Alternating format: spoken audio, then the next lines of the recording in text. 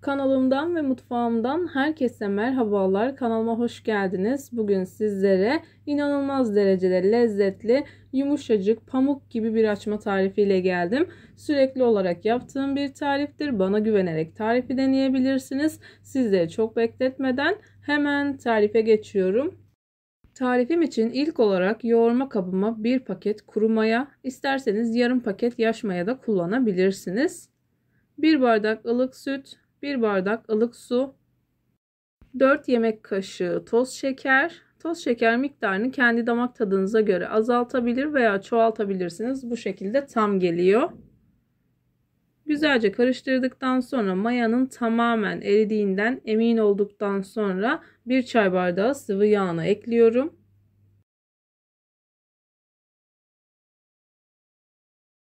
Sıvı yağını ekledikten sonra karıştırmaya devam ediyorum. Biraz daha karıştırdıktan sonra göz kararı olacak şekilde biraz un ekliyorum. Sürekli olarak yaptığım için aşağı yukarı ne kadar un gittiğini biliyorum. O yüzden ben biraz fazla koydum. Sizler azar azar ekleyerek hamurunuzu yoğurmaya başlayabilirsiniz. 1 tatlı kaşığı kadar tuzumu da ekledim. Elimle yoğurmaya başladım. İsterseniz bu aşamada yoğunlaşıncaya kadar spatula yardımı ile karıştırabilir. Daha sonra elinizle yoğurabilirsiniz.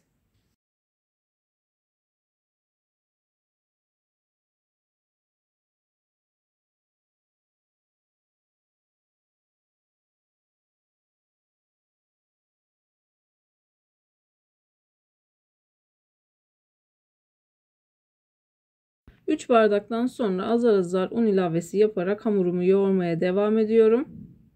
Toplamda 5 bardak un kullandım. Unun markasına göre değişiklik gösterebilir. Sizler daha az veya daha çok kullanabilirsiniz. Lütfen kontrollü bir şekilde ekleyin. Bu tarz tarifler yaparken dikkat etmeniz gereken en önemli noktalardan biri hamuru güzel yoğurmaktır. Hamuru ne kadar güzel yoğurursanız yaptığınız hamur işi tarifleri o kadar güzel, o kadar lezzetli olacaktır. Sürekli olarak hamur işi yapan biri olarak söylüyorum ki hamuru yoğurduğunuz zaman gerçekten kat ve kat daha lezzetli oluyor. Hamuru toparlayıp kenara koyduğunuz zaman o hamur gerçekten istediğiniz sonuçları vermiyor. Hamuru toparladıktan sonra 3-4 dakika kadar ekstradan yoğurmanızı tavsiye ederim.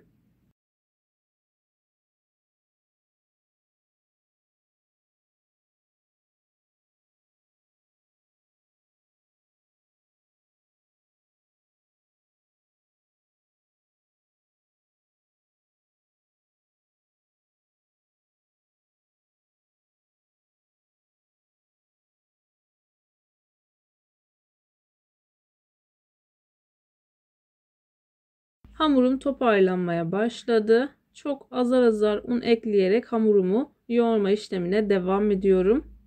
Hamur özlü bir hal alıncaya kadar hamurumu yoğuruyorum. Hamurumuz oldukça yumuşak, ele yapışan bir hamurdur. Azar azar un eklediğim için bu aşamada elime çok fazla yapışmıyor. Ama ne kadar yumuşak olduğunu sizler de yakından görebilirsiniz. İlerleyen dakikalarda sizlere ne kadar yumuşak olduğunu yakından göstermeye çalışacağım. Hamurun ne kadar yumuşak olduğunu buradan anlayabilirsiniz. Hamur çok fazla yapışıyor. Üzerine biraz un ekledikten sonra yuvarlak bir forma getiriyorum. Yoğurma kabına bırakıp üzerini streçle kapatıyorum. Bu şekilde hamuru 1 saat kadar mayalandırıyorum. Mayalanma süresi odanızın sıcaklığına göre değişiklik gösterebilir. Hamur 2 katına çıktıktan sonra hamurunuzu kullanabilirsiniz. İlk defa deneyenler hamurun üzerini kalınca bir sofra beziyle örtmeyi unutmayın. Hamurum çok güzel bir şekilde mayalandı. Mayalı bir hamur olduğu için ilk olarak hamurun havasını alıyorum. Bu tarz tarifler yaparken hamurun havasını almayı lütfen ihmal etmeyin. Aksi takdirde yaptığınız hamur işi tariflerinden maya tadı ve maya kokusu alırsınız. Hamuru toparladıktan sonra yoğurma kabından çıkarttım. Tezgahımı çok az yağlıyorum. Hamurumu silindir şekline getirdikten sonra göz kararı olacak şekilde parçalara ayırıyorum.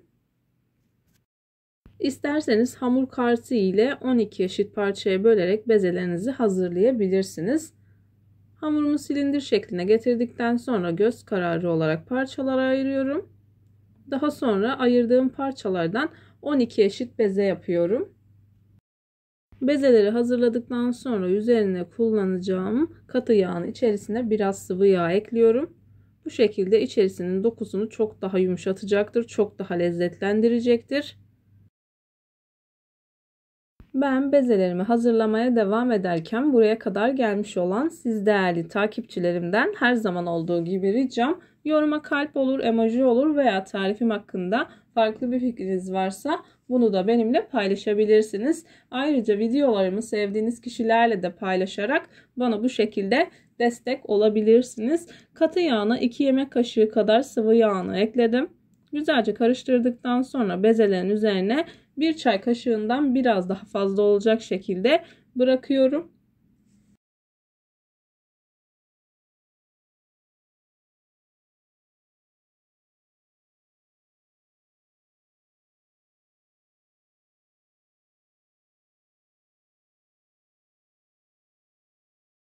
Ben bezeleri hazırladıktan sonra 10 dakika kadar dinlendirdim. Ondan sonra bu üzerini yağlama işlemine geçtim. Onu da belirtmek istiyorum. Daha rahat bir şekilde açılması için 10 dakika kadar dinlendirin. Dinlenen bezeleri bu şekilde üzerine yağını süre süre elimle açıyorum. Servis tabağı büyüklüğüne gelinceye kadar elimle açtıktan sonra videoda görüldüğü gibi rulo şeklinde sarıyorum.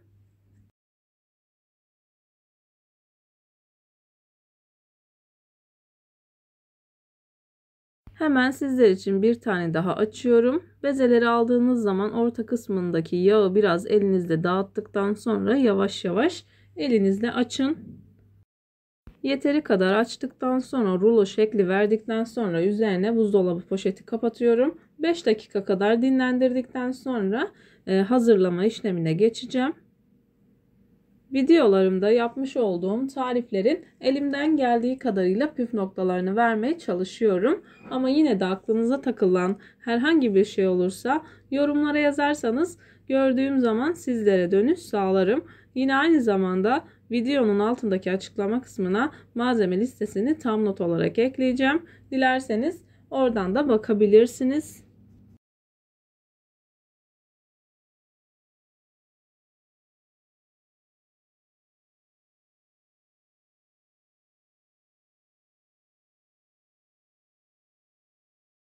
Bir tane hazırladıktan sonra hemen sizler için 2 tane daha hazırlayacağım.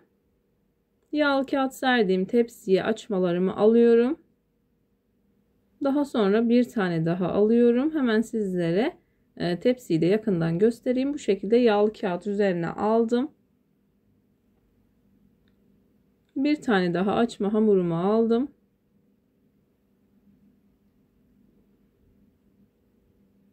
Üzerine ilk olarak bastırıyorum. Bastırdıktan sonra yavaş bir şekilde döndürüyorum.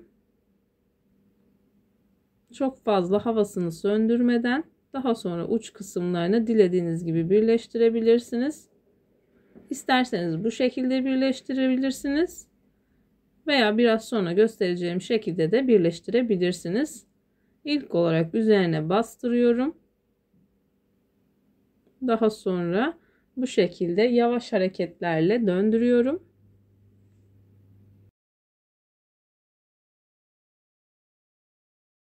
Yeteri kadar döndürdükten sonra bağlama şekli vererek bu şekilde kendi etrafında çeviriyorum. Hepsini bu şekilde yağlı kağıt üzerine aldım.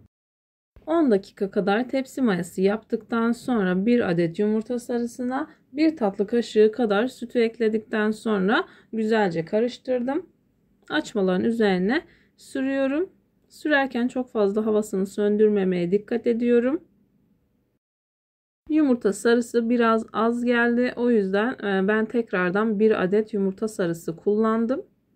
Bunu da sizlerle paylaşmak istiyorum. İsterseniz 2 adet yumurta sarısı kullanabilirsiniz. Eğer yeterli gelmezse daha sonra önceden ısıtılmış 190 derecelik fırında açmalarımı pişirdim ve geldim. Gördüğünüz gibi çok güzel bir şekilde kabardı. Çok güzel bir şekilde pişti.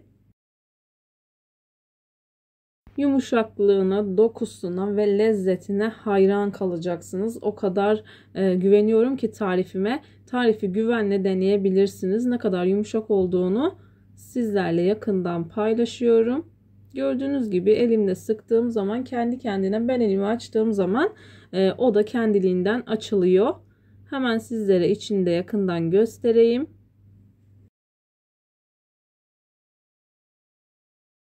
Gördüğünüz gibi kesinlikle hamurlaşma yok. Pişmaniye gibi dağılıyor. Tel tel ve kat kat olmuş. İddia ediyorum pastanede bile yok. Bu kadar lezzetlisi, bu kadar sağlıklısı.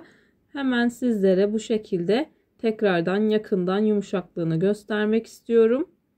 Gerçekten çok beğeniyorum. Sizlerin de bu tarifi denemenizi ısrarla tavsiye ediyorum. Sizler açmaların güzelliğini izlerken bu arada ben de videonun sonuna gelmek üzereyim. Sizlere veda edeyim. Bir videonun, bir tarifin daha sonuna geldim.